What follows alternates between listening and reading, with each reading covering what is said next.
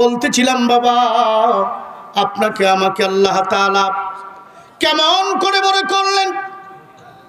একদিন আপনার হাত ছিল কিন্তু ধরার মতো শক্তি ছিল না, একদিন আপনার চোখ ছিল কিন্তু চোখ দিয়া সঠিক জিনিস নির্ণয় করার ক্ষমতা ছিল না, একদিন আপনার আকল ছিল, আকল তো মাইয়েত, মৃত ছিল, মৃত আকল, এটা দিয়া কোনো জিনিস রিফাইন্ড আউট করে নির্ধারিত স্থানে ধরা সম্ভব ছিল না, বিবেকটা যথা সময় খাটানো যাইত না। কিন্তু আমার আল্লাহ তাআলা বলেন, হে বান্দা, এ পা দিয়ে চলতে পারতে না, আমি তোরে চালানোর ক্ষমতা দিয়েছি। এ হাত দিয়ে ধরতে পারতে না, আমি তোরে ধরার ক্ষমতা দিয়েছি। এ চোখ দিয়া সঠিক জিনিস দেখতে পারতে না, আমি তোরে দেখার ক্ষমতা দিয়েছি। হে গোলাম, হে বান্দা, তোর বিবেক দিয়া কোন জিনিস তুই আবিষ্কার করতে পারছিলি না, আমি আল্লাহ তোরে আকল দিয়েছি।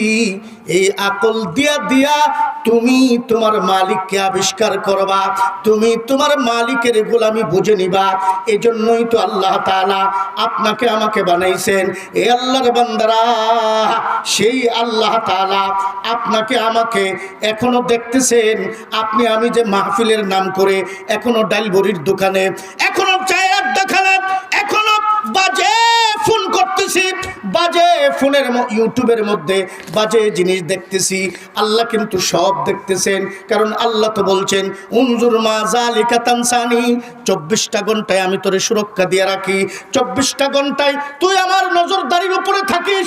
কোন ব্যক্তি তোর নজরদারি করে নাই।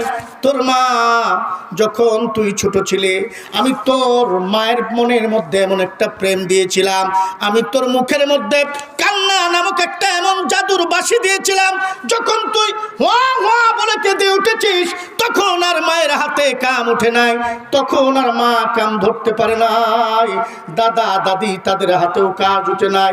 এ বান্দা, শুধু কি তাই, আমি তোর মায়ের বুকের মধ্যে এমন একটা দুধ দিয়েছিলাম, লাবানান খালেসান, পিওর খাঁটি দুধ। এরকম খাঁটি দুধ আর কোথাও পাবেন না আমার ভাইয়েরা।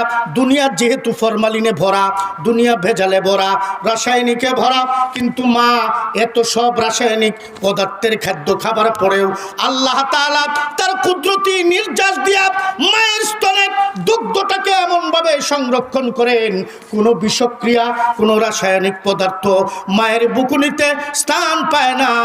আল্লাহ তাআলা কয়েক ঘন্টার মধ্যে মায়ের স্তনের ভিতরে ওই বিষাক্ত, ওই আপনার কীটনাশকযুক্ত যত কিছু খাবার আছে, খাদ্য খাবার পরেও আল্লাহ তার ফেরেশতা দিয়া মন্ত্রণ করাইয়া এইটাকে পরিশোধন করাইয়া আপনার আমার জন্য পিওর খাঁটি বিশুদ্ধ দুধের ব্যবস্থা করেছেন কে?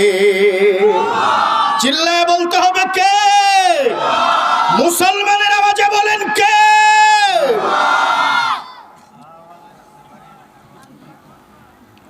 আমার ভাইয়েরা, সেই মালিকের দরবারে আপনি আমি বসে গেছি। মালিকের প্রশংসা যখনই আপনি করবেন, মালিকের নামের ডাক যখনই আপনি ডাকবেন, আল্লাহ তাআলা আপনাকে বড় করতেই থাকবেন, আপনার ইজ্জত শুধু বাড়াইতেই থাকবেন। সুবহানাল্লাহ। আপনি আমি যখন মালিকের বরত্ব বলবো, আল্লাহ তাআলা আমাকে কেমন কেমন বড়